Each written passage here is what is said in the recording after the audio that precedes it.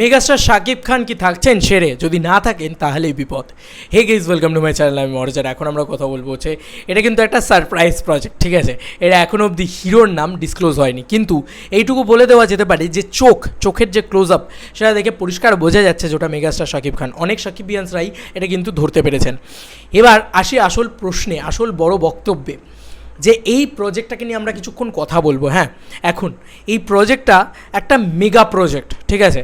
এবং এই প্রজেক্টটা একটা প্যান ইন্ডিয়ান প্রজেক্ট বন্ধুরা। এই প্রজেক্টটা অ্যাডভেঞ্চার এবং তার সঙ্গে সঙ্গে গ্যাংস্টার, এই দুটো জনরের একটা পঞ্চাপ প্রজেক্ট হতে চলেছে এবং একদম মৌলিক গল্প, ভয়ঙ্কর একটা ছবি অর্ণব মামুন ডিরেক্ট করতে চলেছেন। এবার তোমরা অনেকেই বলতে পারো যে মেগাস্টার শাকিব খান থাকবেন না সিয়াম আহমেদ থাকবেন। সিয়াম আহমেদের নামটা বেশি করে উঠে আসছে, তো বলে রাখি বন্ধুরা, যদি অর্ণব মামুন ভাইয়ার ইচ্ছে হয় যে ব্যবসা করতে হবে এই ছবিটা থেকে, তাহলে মেগাস্টার শাকিব খানই থাকবেন, এইটুকু বলে রাখতে পারি। দেখো, সারপ্রাইজ মানেই কিন্তু শাকিব খান, মেগাস্টার শাকিব খান। যদি আমি এখানে এইটা নিয়ে আলোচনা করতে এসেছি, যদি ভালো করে আমরা লক্ষ্য করে দেখি, ওই যে ঘোড়ায় চড়া, ওই যে অত হাইট, প্রায় 6 ফুট অনুযায়ী হাইট, চুলের স্টাইল যেভাবে, এটা তো একটা অ্যানিমেটেড পোস্টার না, অ্যানিমেটেড একটা টিজার। এখানে তো শাকিব খান অভিনয় করেননি, কাজ করেননি এখনও, কিন্তু যে অবয়বটাকে দেওয়া হয়েছে সেটা কিন্তু মেগাস্টার শাকিব খানের সাথে বেশি যায়, রাদার সিয়াম আহমেদের সাথে যায় না অতটা। আমি জানি অনেক সিয়াম আহমেদের ফ্যান্সরা রেখে যাবে হয়তো আমার দিক দিয়ে।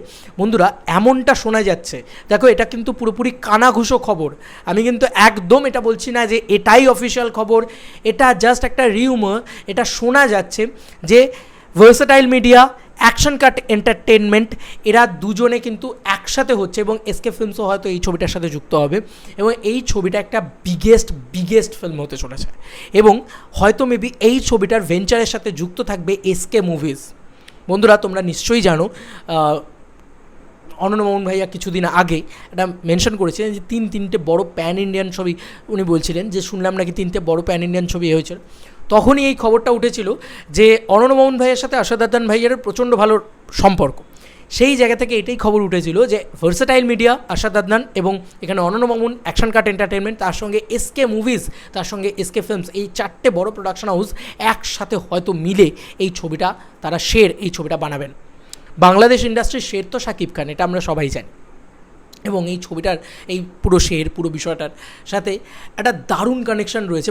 একটা বাচ্চা ছেলে, তার জঙ্গলে থাকা, তার কারণ মানে একটা বাচ্চা ছেলে দাঁড়িয়ে রয়েছে, তার সামনে বনজন্তু, মানে একটা হয় না যে একটা ইনোসেন্টের একটা গল্প হবে, একটা বাচ্চা ছেলে যে ওইখান থেকে এসে কিন্তু একটা গ্যাংস্টার ওয়ার্ল্ডে ঢুকে পড়ছে, এরকমটা প্রেডিক্ট করা হচ্ছে বন্ধুরা।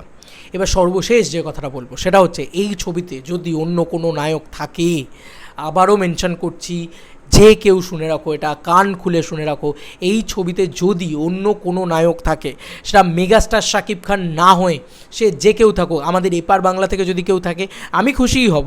আমি সেটাতে কোনো দুঃখ পাবো এমনটা নয়, তবে আমি এটা বলছি যে আমি বেশি খুশি হব মেগাস্টার শাকিব খান থাকলে।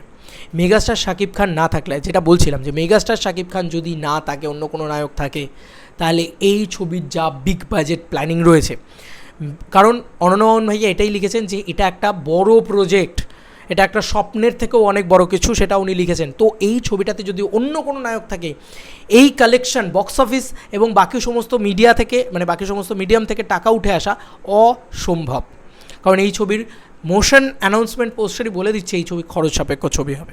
এটা একটা অ্যাডভেঞ্চার ছবি, স্টাইলে ছবি হবে, তার সঙ্গে সঙ্গে গ্যাংস্টার থাকবে, বন্দুক ইত্যাদি থাকবে, গুলিগোলা চলবে, সে সমস্ত বিষয় দিয়ে একটা জিনিস বোঝা যাচ্ছে, এই অ্যাডভেঞ্চার ছবি এবং গ্যাংস্টার ছবি পাঞ্চাপ এটা।